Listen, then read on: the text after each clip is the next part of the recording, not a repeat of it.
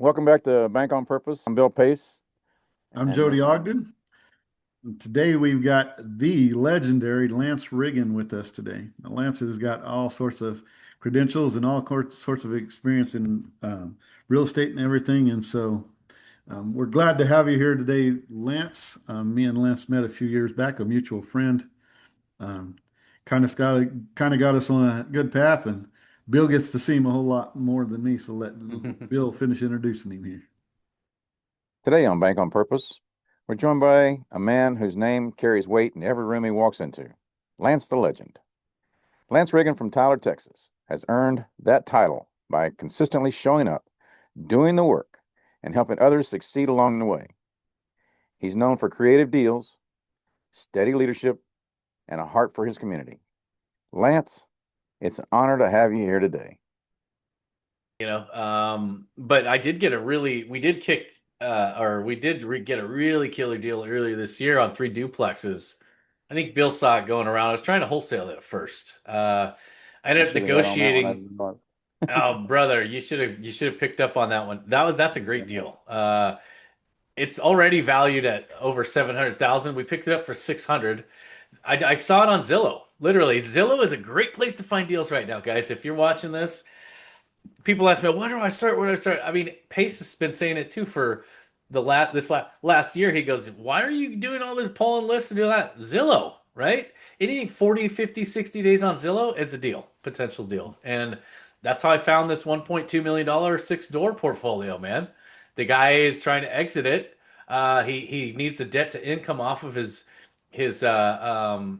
credit so he can him and his dad are building 200 homes. Like they need $400,000 just to build the roads into the neighborhood. But I just hit him at the right time. He wasn't open to creative finance, but we were able to explain it to him properly. We built the relationship, we built the trust, and then we explained it to him. We met him several times. I met him on the phone with him. And then we ended up meeting him even at the title company because we're actually structuring our first Morby method with this guy, where we're actually going to get paid at the closing table about 80 to $100,000 to buy this property. Okay, Oh, gotta uh, love that. so it's All a right. two-part transaction, and so we had to walk him through it. Wanted to bring him to the title company to talk with our escrow officer, so he knew it was all legit. And we let him know how we were going to protect him because he's going to be acting as the bank with a couple $100,000, right? And so he has to trust us that we're going to make payments and not lose this property.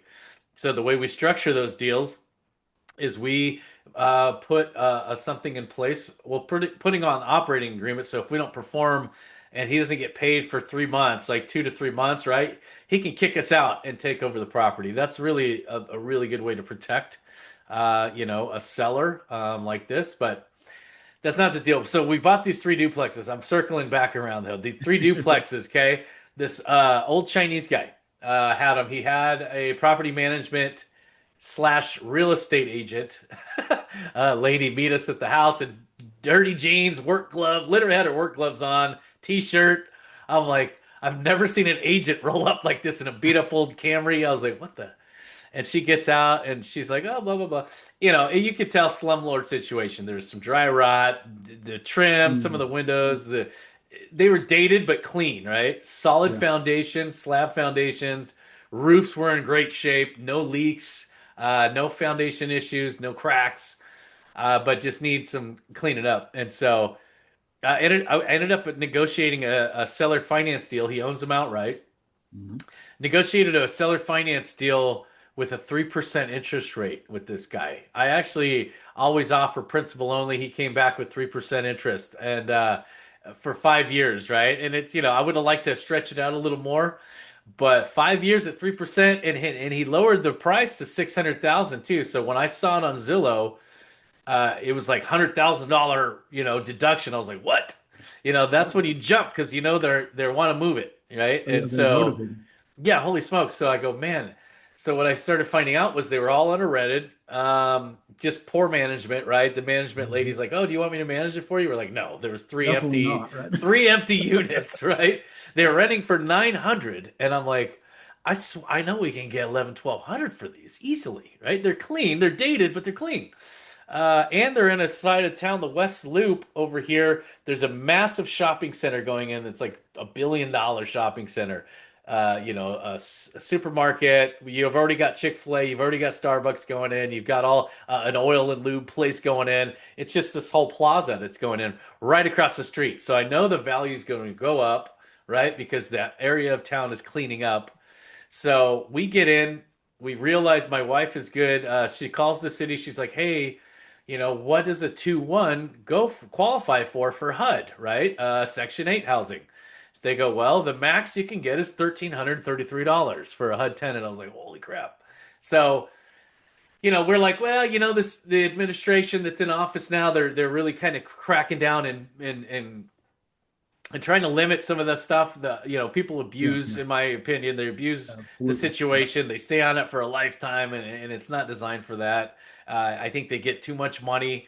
But so I know I have in the back of my head, I know some at some point they're going to start adjusting these back to where they probably should be. They're a little high. So we decided to go for 1,200, right?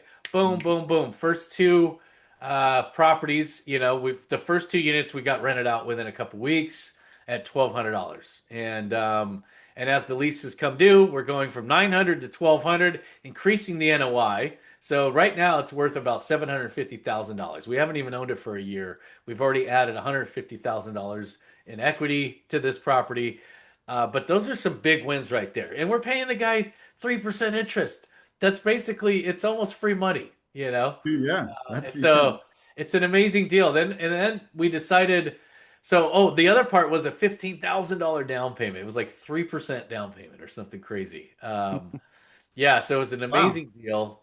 I was gonna wholesale it, assign the contract, but I think we got a little greedy. We got a little excited. I was trying to get 50, 60,000 down on it, which I think still is a good deal. But we couldn't move it, and he was getting antsy. I'd already pushed closing back once, and then a second time, and he was like, "Look," and he wouldn't talk to us. Right, very broken English. He was having his agent talk to us. We were going through her, Mhm. and so he's like, "No, he's not going to push out closing again." I go, "What if we give him another 5 grand? Earnest money?" He goes, "No, no, not going to do it." So I was like, "Shit, we have to make a decision." My wife's like, we should just keep him. We should just keep him." And I'm like, "Well, shoot, we really need the money though, right, to pay our team." So, anyways, I decided to hold them. So what happened was we stabilized, raised some of the rents, got a few of the units filled up. So we only had like one, I think, empty unit. And we enticed some investors to come in. We basically sold them 50% of the equity, I think, for about $75,000. And the cool thing about that is we put 30 or 40,000 into the units, and then we were able to get our 15,000 back plus 20, right? So we actually made Yeah. money. Nothing wrong, nothing wrong with And that, we right? still own 50% of the equity, right? And so we cleaned up some siding, fixed the dry rot, fixed the gutters, and got all the windows and everything caulked in, and new trim on some of it, and painted it. And so yeah, that was an amazing deal, right? And so these guys are great. They're happy. They're getting, we're getting monthly disbursements out or quarterly. But yeah, I already have a guy, my local contractor, one of them, who might want to buy it for 750. So man, we could turn around and make $100,000 on that on top of the money we already made. So Yeah, those my deals are out there, guys. Way to go, man. They're out there. Thank you. sounds like when it become challenging, you stepped up to the challenge, and by stepping up to the challenge, saying, "Hey, we'll just bite the bullet," Mhm. now the pie's got a whole lot bigger. Yeah, it sure did. Yeah, it's been a great one of my favorite investments besides the mobile home park. It's my second favorite. The mobile home park we own has definitely was one of the best deals that we've done so far. It is the best deal we've done, I think. And so, where's the home park at? That's in Midland, Texas, Oh, West Texas. Yeah, well, a lot of a they're in lot the of oil patch. refineries, oil field country. Yeah, Yeah. uh-huh. So, Yeah, so yeah, go ahead. tell us a little bit about that deal. I mean, Yeah, yeah. So the mobile home park in Midland was a. I didn't want to buy it. I'll just be really honest with you. We wanted a mobile home park. I had been learning about mobile home parks. I'd been reading about mobile home parks, listening to podcasts. I found a mentor, right? So these things are really, really important, guys. You don't just jump in and go, I want to buy a mobile home park. You really need to have some, an understanding of the asset and how to manage it and operate it, if you're going to try and do it on your own, especially. And so this park, man, Midland, Texas it's trashy and then it's rich, right? The bosses of the oil fields, they live in five, six, seven, $800 million houses. The workers live in these RV parks, right? Mostly because they're not there for a long time. They'll come in for 6 months maybe or a year, right? Yeah, So they're not going to buy usually a house. yeah, and usually too, they're working 2 weeks on, 2 weeks off, or 14 on, a week off. So they got Yeah, schedules where they go home wherever home is, and then RV right. parks are huge there too. Yeah. Yeah, so this park was a hybrid, right? So it was like Mhm. 22 mobile homes and I think 18 or 20. It was 43 pads in all, like whatever the mix was, RV pads. And so we got in. I was able to negotiate up front. I love the negotiating. That's my part in closing. My wife is great at acquisitions. People love her. She's easy to talk to, right? She builds that trust, that rapport really well with people. She's very empathetic. I am not, and so she's so much better at that front part. The front. She front loads the deal for me. So Nice. she'd been talking to this guy for months, and we finally. I was like fighting it. I'm like, I don't want this thing. It looks like a hunk of crap. No. And she goes, look, and we're talking like $1.5 million. I'm like, we've never bought anything. We've never done any deals that big. That's a lot of money. And she goes, well, babe, I think we can really turn this thing around. And so it was crazy. So we started negotiating. I go, okay, she won me over, right? And I decided, okay, let's give it a shot. Well, we started negotiating. We got to terms. He was trying. I think he was asking 1.5. I was able to negotiate a seller finance deal with him, and also got him down to 1.4, I think. Mhm. And so I got $100,000 off the purchase price, and we were in negotiations. This park, man, oh my God, it was such a nightmare, headache. It was. It's not for the faint-hearted, man. Okay, if you're gonna get into investing, especially buying a park that you want to increase the NOI, raise rents, clean up. If you buy a park that's performing, that's clean, and everything else, it's a lot different from what we did. We wanted to, clean up this what was it, charcoal, and pressurize it into a diamond, right? So we did a lot of work, man. It took us a long time, but the deal up front, I'll tell you about it. I went back and forth with this guy quite a bit. We had a dozen phone calls, 6 months to close this deal from start Oh, to wow. finish. From when my wife started talking to him to when we closed the deal, And so Mhm. we built Well, that rapport. We went back and forth a bunch. I was able to negotiate interest only payments for the first 2 years, so we could stabilize the asset. He understood, right? yep, yep. Um, and then we ended up getting $10,000 in an escrow account from him, for repairs, because we got in there. We knew that there was going to be some things. There was some things that weren't well maintained. The septic. So we burned through that 10 grand on septic systems, plus another probably 10, 15, 20 on top of that. The pump froze the first year, right? The Oh, freaking right. water Yeah. pump froze, dude. Yeah, so we had to have it repaired. We had to put a little heater in there for winter months. We had leaks in the septic. Man, people were flushing wipes and feminine products, I'll just say, down the toilets. And so we couldn't find management, man. The first manager was a joke. I think she stole our tractor. We had a John Deere tractor that was in the deal, and that disappeared. Oh, And wow. then she got pissed at us and spray painted our brand new sign that we just had put in the bottom of it. Like spray painted over her name. Yeah, her name was there for the management. She went and just spray painted over it. It was just like, "Ugh." And then we Get got your name another, off. I mean, bro. Oh God. So, but I wanted to go back. So the down payment was, I think, 200,000, and he wanted 20% down. I think I ended up getting him down to like 12%, something like that. But what happened was I went out. It was easier to find money too back then. This was 2 years ago. Mhm. right? It was still pretty easy to find money. I was just on a roll, right? I was raising funds. I'd raised already several $1 million for other people's deals and my own deals. So I went out and I started marketing this on Facebook and in my CRM, and I found a few people interested. One guy wanted they already owned like 5 parks. They wanted 70% of the asset, and I'm like, I'm not going to give you 70%. No way, dude. We'll take it. We'll manage it. We'll blah blah blah. I go, nah, that's not what I'm looking for. I want control of the asset, you know.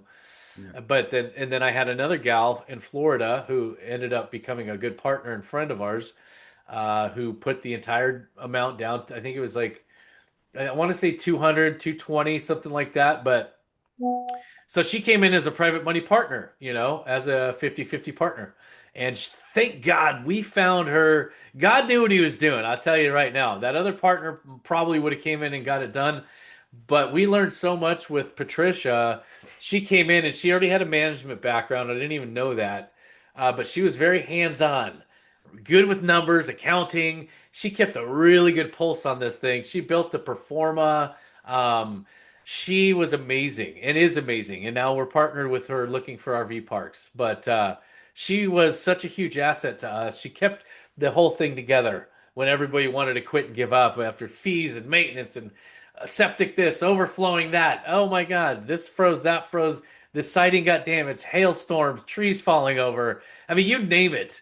Dogs wandering around, people just dumping trash everywhere, furniture in the yards, broke down vehicles.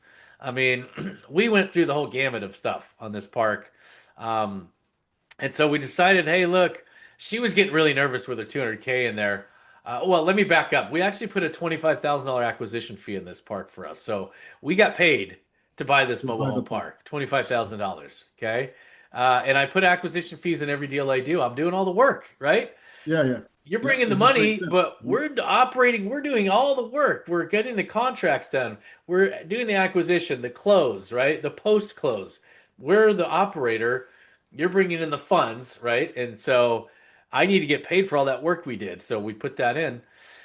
And at the time, Vina Jetty was very proud of us too. We were in her little multifamily group, and she's like, "Lance, you're the only one that's done it the right way. You should have asked for more, but that's still a good job." Yeah, it was like 3 or 4%, she said. But anyway, we structured a really good deal, right? The interest rate was the only part I didn't like.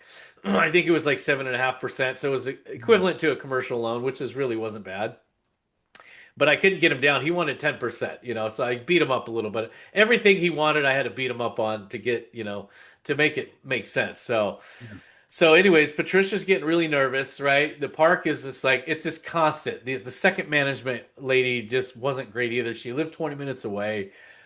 She wasn't getting leases signed. She wasn't getting, putting eviction notices on, you know, 3 days late eviction, right? Eviction notice on the door. That's how you get people to pay. You have to be tough on yeah, yeah. You people, gotta, yeah, right? You got to build the culture where people are responsible, adults, and pay their rent, you know?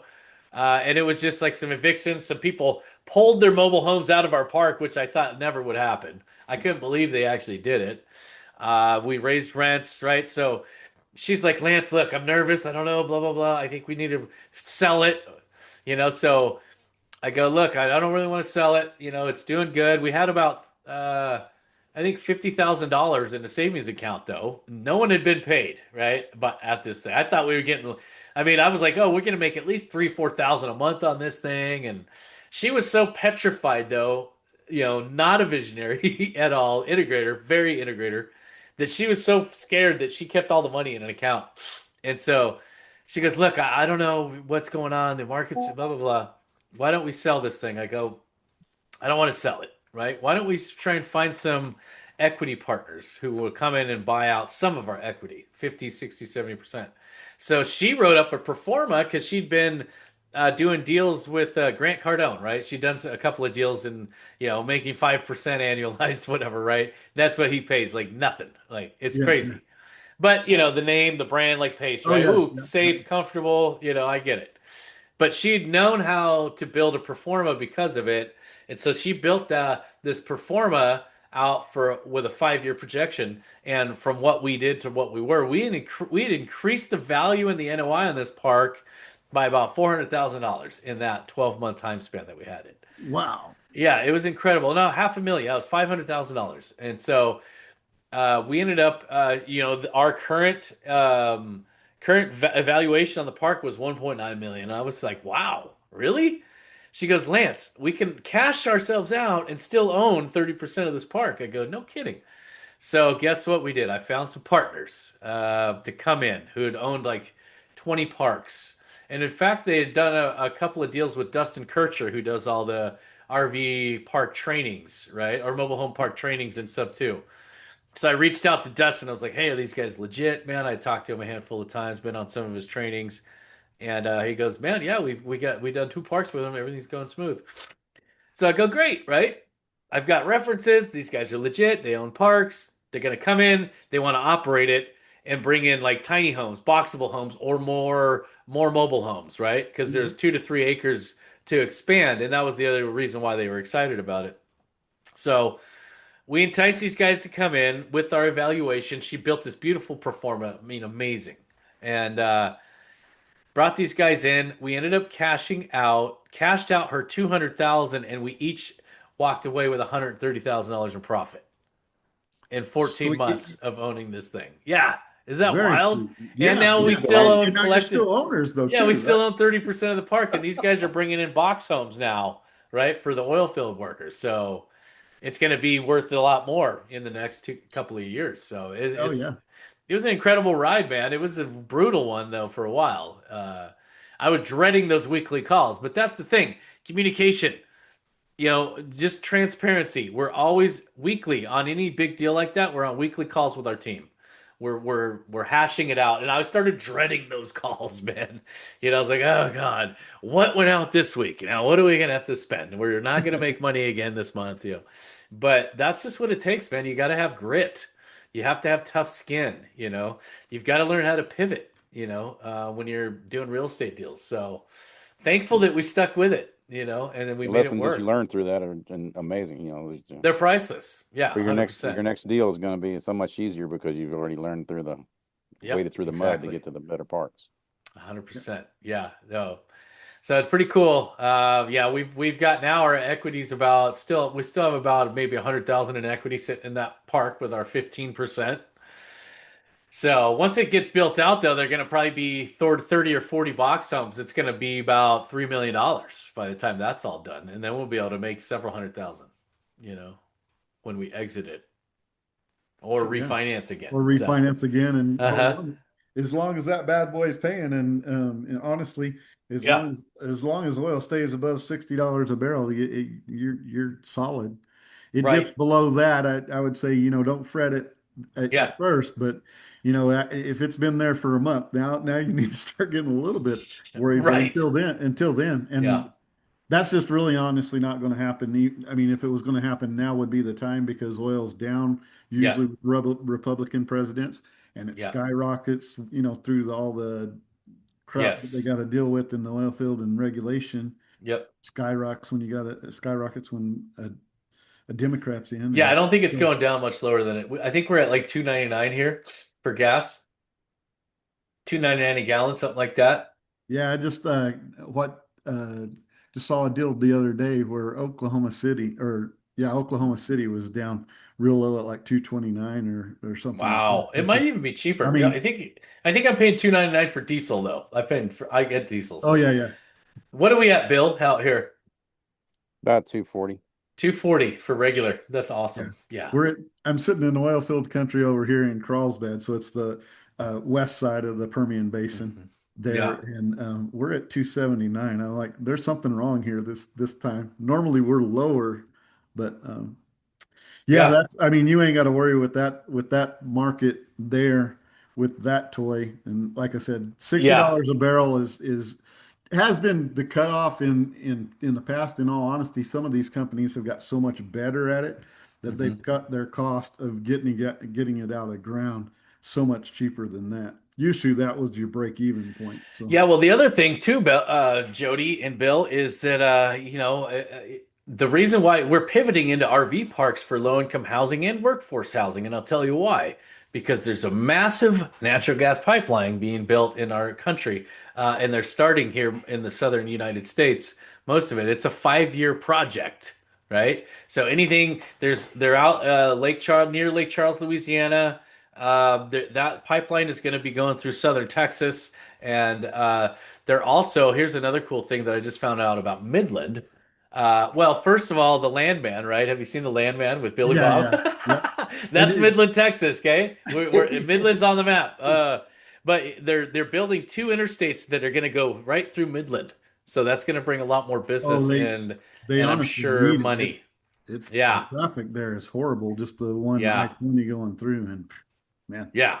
So yeah, it's So, anyways, there's definitely a lot of money there and whatnot. In yeah, we're fact, actually after looking we at a get off park. this, I got an RV park there that have been brought to me. I'll have to Nice. see if it's something that might be up your alley. Yeah, definitely. We're looking at a workforce camp right now that's 300 doors, 301 doors, $18 million.